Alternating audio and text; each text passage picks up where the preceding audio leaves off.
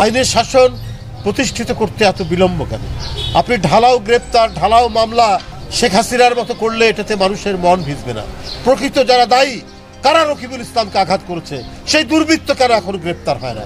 তার সাজা কেন এখনো হয়? কারা মুগ্ধকে, কারা আবু সাইদকে, কারা ওয়াসিমকে হত্যা করেছে, তাদেরকে তো সবাই জানে প্রকাশ্য দিবালোকে। তাদেরকে আইডেন্টিফাই করে, তাদেরকে চিহ্নিত করে এখনো বিচারের আওতায় নিয়ে আসতে অন্তর্বর্তীকালীন সরকার ব্যর্থ হয়েছে।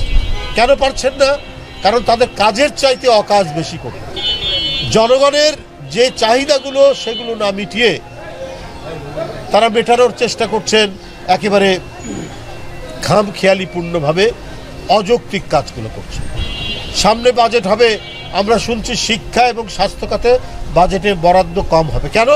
একটা জাতি তার গণতন্ত্রের মুক্তির জন্য প্রায় 20,000 থেকে 25,000 যারা রক্ত ঝরিয়েছে, এই দেশে যদি আমাদের স্বাস্থ্য খাত উন্নত হতো তাহলে তো এরা খুব দ্রুত গতিতে চিকিৎসা পেত। তারপরেও এবারের বাজেটে কেন স্বাস্থ্য খাতে, শিক্ষা খাতে কম হবে, বাজেট বরাদ্দ কম হবে? কারণ আমাদের এতই স্বাস্থ্য ঘাটতি, চিকিৎসা দেওয়ার এতই অভাব যে আজকে হাসপাতালের বারান্দায় বারান্দায় এখনো জুলাই আগস্টে যারা আহত হয়েছেন তারা কাতরাচ্ছেন, তারা আর্তনাদ করছেন। এই আর্তনাদ আর অন্তর্বর্তীকালীন সরকারের কানে যাচ্ছে না। এখনো পঙ্গু হাসপাতাল থেকে আহত ছাত্ররা এবং অন্যান্য যারা শ্রমিকরা রয়েছেন তারা হাসপাতাল থেকে বেরিয়ে এসে তাদের চিকিৎসার জন্য রাস্তায় অবরোধ। কেন এখনো এই পরিস্থিতি হবে? আপনাদের যারা এই আন্দোলন সংগ্রাম এবং গণতন্ত্রের লড়াই যাদের বিন্দুমাত্র ভূমিকা নেই, বরং কখনো কখনো ক্রিটিসাইজ করেছেন গণতন্ত্রের পক্ষের মানুষকে, তাদের অনেককেই তো উপদেষ্টা করা হয়েছে। আমরা জানি তাদের অনেককেই উপদেষ্টা করা হয়েছে। টক শোতেও তারা নানা কথা বলে, সবার কথা বলছি না, কয়েকজন আছে। তারা এই রাকিবুল ইসলাম এবং মুগ্ধ, আবু সাইদ, আহনাফ, ওয়াসিমের রক্তের উপর যারা সরকারটি হলেন, তারা কি শুধুমাত্র গাড়িতে পতাকা ওড়ানোর জন্য হয়েছে, না কিছু কার্যকর কাজ করার জন্য হয়েছে?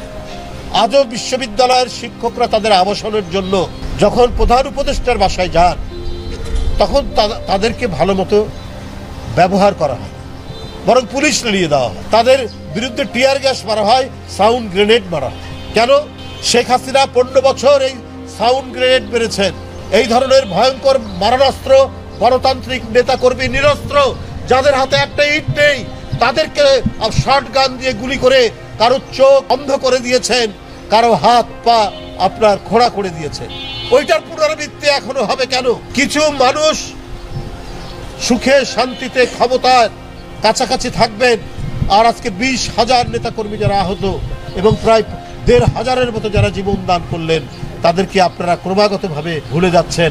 তাদের জন্য এই বাজেটে বরাদ্দ কম, আর আপনারা কাদের বাজেট বৃদ্ধি করছেন এটা জনগণ জানতে চায়। এখনো জুলাই আগস্টের সংগ্রামের নেতাকর্মীরা তারা কাতরাচ্ছে, আর আমরা দেখছি যে বাংলাদেশের রাষ্ট্রীয় পর্যায়ে যারা আছেন তারা সেখানে নানা ধরনের নাটক বায়স্কোপ জনগণকে দেখাচ্ছে।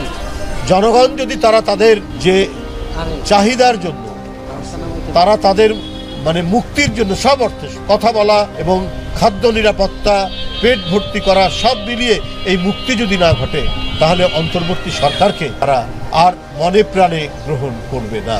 কারণ তাদের উপর অর্পিত যে দায়িত্ব, সেই দায়িত্ব বাদ দিয়ে তারা অন্য কাজে যাচ্ছেন, অন্য কাজ করছেন, জনগণের সঙ্গে বিভ্রান্ত।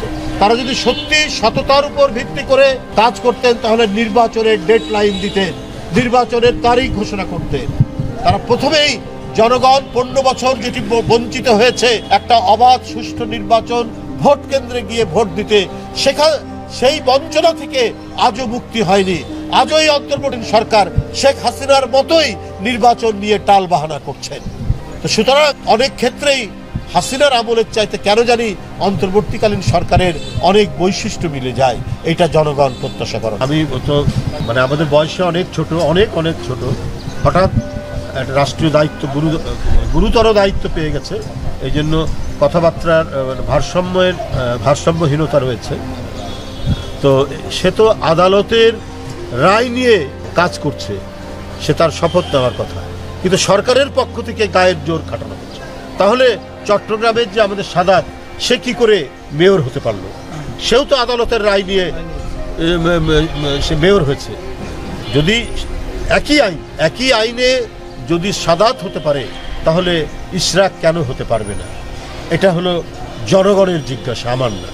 সে তো আমি যদি বুঝতাম যে গায়ে আমাকে দিতে হবে, গায়ের জোর দিয়ে একেবারে গিয়ে ভাঙচুর করে বা জোর করে তালা মারতে, সে তো এক কথা নেই। তার কাছে তো আদালতের রায়, আইনের পদ্ধতিতে সে গিয়ে দেখছে যে আইনের কাভারেজ থাকার পরেও, আইনসঙ্গতভাবে সে যাওয়ার পরেও সরকার রায়ের জোরে তাকে মেয়র হতে দিচ্ছে না। তো সেই ক্ষেত্রে সেই আইনটি প্রতিষ্ঠার জন্য তার আন্দোলন করার যথেষ্ট অধিকার রয়েছে। যখনকার খবর তখনই দেখতে চোখ রাখুন সুন 24 টিভিতে। চ্যানেলটি সাবস্ক্রাইব করুন।